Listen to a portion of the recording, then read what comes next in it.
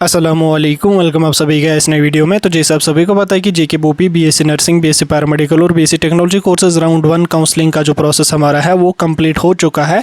बात यहाँ पे आ जाती है आपकी राउंड 1 की सिलेक्शन लिस्ट में, यानी कि आपको कैसे पता चलेगा कि आपको राउंड 1 में कोई कॉलेज कोई कोर्स अलॉट हो चुका है या नहीं हो चुका है।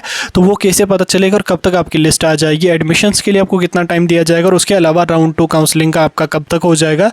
कॉलेज और कोर्स अगर आपको पसंद का नहीं मिला है, दूर का कॉलेज और कोर्स आपको मिला है, तो उस कंडीशन में उसको चेंज करने का क्या प्रोसीजर रहता है, कंप्लीट इस वीडियो में मैं आपके साथ डिटेल में डिस्कस करूंगा। ये वीडियो आपके लिए काफ़ी ज़्यादा इंपॉर्टेंट रहने वाला है। वीडियो को पूरा एंड तक देख लेना, चैनल को भी सब्सक्राइब कर देना और व्हाट्सएप या टेलीग्राम ग्रुप दोनों ज्वाइन कर देना। लिंक दोनों की आपको डिस्क्रिप्शन में मिल जाएगी। तो चलिए वीडियो को शुरू कर लेते तो देख लेते हैं यहाँ पे बीएससी नर्सिंग, पैरामेडिकल और टेक्नोलॉजी कोर्सेज की सिलेक्शन लिस्ट राउंड 2 और एडमिशन प्रोसेस के बारे में। तो देखिए आपको कैसे पता चलेगा कि आपको राउंड 1 में अलॉटमेंट हुई है या नहीं हुई है। उसके हवाले से बाज़ाब्ता बोपी की तरफ से एक PDF आ जाता है जिसमें उन सभी बच्चों का नाम होता है जिन बच्चों को राउंड 1 में सिलेक्शन हुई होती है। उसमें उन बच्चों का एप्लीकेशन नंबर होता है, नाम होता है, कोर्स होता है और कैटेगरी होती है, किस कैटेगरी में उनको सिलेक्शन हुई है। सबसे इंपॉर्टेंट उसमें आपका कोर्स होता है, कौन सा कोर्स आपको अपनी चॉइस फिलिंग के अकॉर्डिंग मिला है और कौन सा कॉलेज आप लोगों को मिला है, वो सारा कुछ आपको उसमें मेंशनेड होता है। ठीक है, उसमें उन्हीं सिर्फ बच्चों के नाम होंगे जिन बच्चों को राउंड 1 में सीट अलॉट हो चुकी है। अगर आपका उसमें नाम नहीं है, दैट मीन्स कि आपको सीट अलॉटमेंट नहीं हुई है। ठीक, तो उसमें उन्हीं बच्चों के नाम यहाँ पे हो जाएंगे। तो उसमें आपको पता करना है कि आपको सिलेक्शन हुई है या नहीं हुई है। बात अगर करें हम कब तक आपकी लिस्ट आ जाएगी, तो लिस्ट में यहाँ पे आने में काफ़ी टाइम लगता है। लगभग बोपी कभी कभी एक डेढ़ महीने का भी टाइम यहाँ पे ले लेती है सिलेक्शन लिस्ट को जारी करने में। लेकिन अब की बार अगर हम देखें तो लिस्ट आपकी जो होगी वो सितंबर के महीने में यहाँ पे आ जाएगी। सितंबर के पहले हफ्ते में ज़्यादा चांसेस लग रहे हैं। बहरहाल सितंबर 8, 10, 12 तक तो यहाँ पे डेफिनेटली आ ही जाएगी आपकी लिस्ट आगे आपने चेक किया, आपको कॉलेज और कोर्स मिला है, उसके बाद आपको लगभग 10 दिन का टाइम यहाँ पे दिया जाता है कि आपका जो कॉलेज मिला है उसमें रिपोर्ट करके अपना जो एडमिशन का प्रोसेस है, एडमिशन की जो फॉर्मेलिटीज़ हैं उनको कंप्लीट करने के लिए आप लोगों को लगभग 10 दिन का यहाँ पे टाइम आप लोगों को दिया जाएगा। तो विद इन 10 डेज आप लोगों को क्या काम कर लेना, आपको रिपोर्ट करनी है कॉलेज में जाके। रिपोर्ट बोले तो आपको डॉक्यूमेंट्स वहाँ पे ले जाने, फ़ी पे करनी है वहाँ पे जितनी फ़ी होगी। फिर प्राइवेट कॉलेज में अगर ज़्यादा फ़ी है, अगर वो इंस्टॉलमेंट्स में भी विलिंग है तो आप इंस्टॉलमेंट्स में भी पे कर सकते हैं। वन टाइम है तो वो फिर कॉलेज का और आपका मसला है, उसमें बोपी का कोई भी कनेक्शन यहाँ पे नहीं है। ठीक, उन 10 दिनों में आपको मैंडेटरी है कॉलेज में जाके अपना जो एडमिशन है वो कंप्लीट करना। डॉक्यूमेंट्स वगैरह पे जो है वो मैं अलग से एक वीडियो डालूंगा और बताऊंगा कि कौन कौन डॉक्यूमेंट लगेगा। बहरहाल कोई उतना बड़ा मसला नहीं है। डॉक्यूमेंट अगर कोई आपको बनाना भी पड़ेगा, एफिडेविट वगैरह, एक दिन में वो सारा कुछ यहाँ पे बन जाता है। लगभग 10 दिन का आपको टाइम दिया जाता है। अगर कोई कैंडिडेट उन 10 दिन में एडमिशन नहीं कर पाता है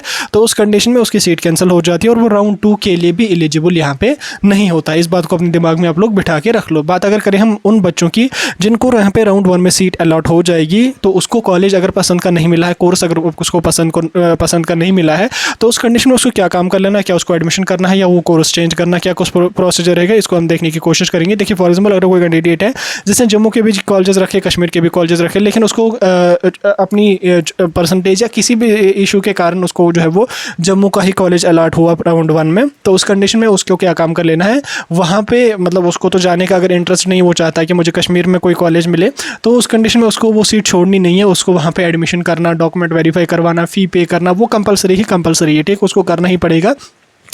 देन उसके बाद उसको क्या काम कर लेना, राउंड 2 की जो ही काउंसलिंग नोटिफिकेशन आ जाएगी तो उसको क्या काम कर लेना, राउंड 2 में फिर से पार्टिसिपेट करना है। ठीक, वहाँ पे एडमिशन उसका है, वहाँ पे उसने फ़ी वगैरह पे करी है, तो उसको फिर राउंड 2 में पार्टिसिपेट करना है। राउंड 2 में पार्टिसिपेट करने के बाद उसको वहाँ पे राउंड 2 की काउंसलिंग की फ़ी पे नहीं करनी है, जस्ट उसको प्रेफरेंसेस अपनी फिल करनी है।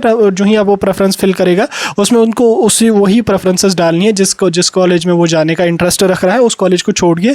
तो उसमें क्या होगा कि जब राउंड 2 में फिर काउंसलिंग की सिलेक्शन लिस्ट आ जाएगी, अगर वो जो उसने नई प्रेफरेंसेस इंडिकेट करी, अगर वो उसमें से किसी कोर्स के काट ऑफ में, किसी कॉलेज के काट ऑफ में आ गया, तो उसको नया कॉलेज अलॉट किया जाएगा। देन उसके बाद जो उसका पुराना कॉलेज है वो उसको जो डॉक्यूमेंट्स वगैरह हैं वो उसको रिफंड कर देंगे, फ़ी रिफंड कर देंगे, डॉक्यूमेंट्स उसको वापस कर देंगे, तो वो नए कॉलेज में जाके एडमिशन करेगा, पुरानी सीट उसकी कैंसिल हो जाएगी। लेकिन अगर इन केस उस बच्चे को जो है वो पुराने कॉलेज में भी सीट ना मिल पाए, मतलब उस बच्चे को नए कॉलेज में सीट ना मिल पाई, यानी कि उसने जो नई प्रेफरेंसेस रखी उसमें उसको सीट ना मिल पाई, तो उस कंडीशन में पुरानी सीट उसकी कैंसिल नहीं होती है, पुरानी सीट उसको ऐसे ही वापस दी जाती है। ठीक, वो पुरानी को यहाँ पे कंटिन्यू कर सकते हैं। लेकिन अगर सीट अपग्रेड हो गई तो पुरानी सीट उसकी कैंसिल हो गई, उसको फिर नई सीट यहाँ पे दी जाएगी। तो इस तरह से आप लोगों को यहाँ पे एडमिशन वगैरह करना है। बात अगर करें हम राउंड 2 काउंसलिंग की, तो राउंड 2 काउंसलिंग का जो प्रोसीजर है वो राउंड 1 कंप्लीट होने के बाद ही यहाँ पे हो जाएगा। देखिए राउंड 1 की अगर जो सिलेक्शन लिस्ट है वो यहाँ पे 2, 4, 5 सितंबर तक अगर आ जाती है, 5 सितंबर तक मान के चलो अगर आ जाती है, तो 15 सितंबर तक एडमिशन का प्रोसेस रहेगा।